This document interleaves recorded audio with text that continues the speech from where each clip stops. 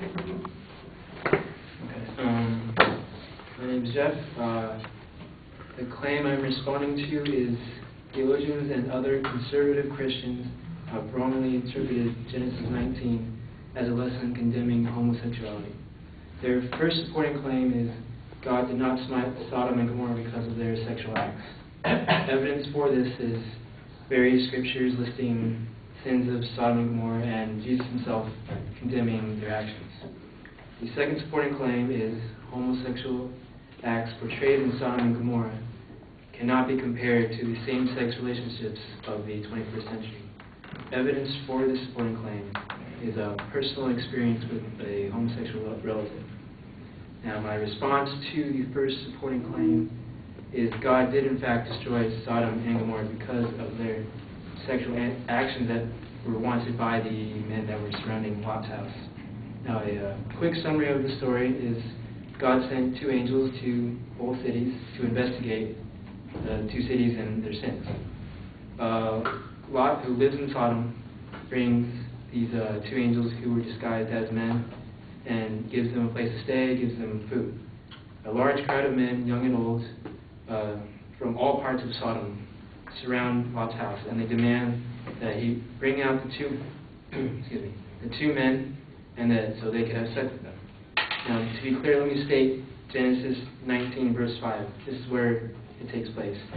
And they called unto Lot, and they said unto him, Where are the men which came into thee this night? Bring them unto us, that we may know them. Now, the main controversy in Genesis 19 is verse 5, which has to do with the Hebrew word to know. This word has several meanings, and they include to know facts, to know something, to know a person or place, or to know sexually. Within the context of this scripture, the Hebrew word meant sexually. Now, it may have meant rape, but God is condemning the homosexual action. Now, in Leviticus 18:22, it says, Do not lie with a man as one lies with a woman. This is detestable. It's clearly stated in this passage that God condemns homosexual actions. It is evident that Sodom and Gomorrah was destroyed because of their many sins, but it is because of homosexuality that was the deciding factor in its destruction. This comparison is by Michael Howden. He possesses a master's degree in Christian theology from Calvary Theological Seminary and a bachelor's degree in biblical studies from Calvary Bible College. My response to the second supporting claim, when we first restate the second supporting claim, is homosexual acts portrayed in Sodom and Gomorrah cannot be compared to the same-sex relationships of the 21st century. Now, I'm going to dismiss this claim because there are two different parts to this claim: homosexual acts and same-sex relationships. These do not link together. They're not comparable. Acts is defined as anything that can be done or an action. A relationship can be defined as a state of being connected, whether by family or relationship, the personal experience with a homosexual relative as evidence is irrelevant because of the inconsistency of this claim. In conclusion, the theologians have rightfully interpreted Genesis 19 as condemning homosexuality.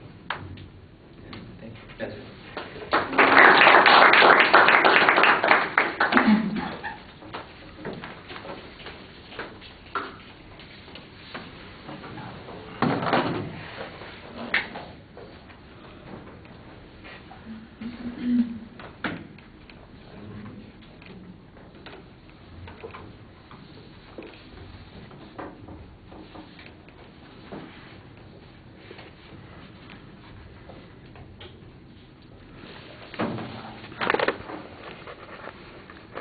We must have doubled up on this one for some reason, I guess, because didn't we have this argument the other day, too? Yeah. Okay. All right. The structure's fine. It's easy to follow. The first point, I thought that you gave a pretty clear explanation of why the interpretation here is about the sexual condemnation of Sodom and Gomorrah. And then you cite the authority, which adds a little bit to the credibility of the argument. I assume that the authority is also the one who talks about why the context there suggests that knowing is referring to the sexual relationship and not just the other ways in which somebody might know something. If you had a specific quote, I think that that would have been a good thing to point out there. On the second point, you basically try to explain why the acts and relationships are not equivalent and that they are different. Why that matters is not as clearly explained as it should be. You basically then kind of repeat the point that it therefore is irrelevant. I think you could, for instance, suggest that certain acts might be prohibited from a religious standpoint or because of long-held traditions. But that does not necessarily mean that relationships are not respected and seen as being valid, and therefore such a difference probably does matter there, and you can condemn the acts without necessarily condemning a relationship. But does that mean that the acts are any more acceptable if they are in fact the same acts that God condemned in the biblical stories? And I think that then you've got a little bit clearer argument. Thank you. Arturo.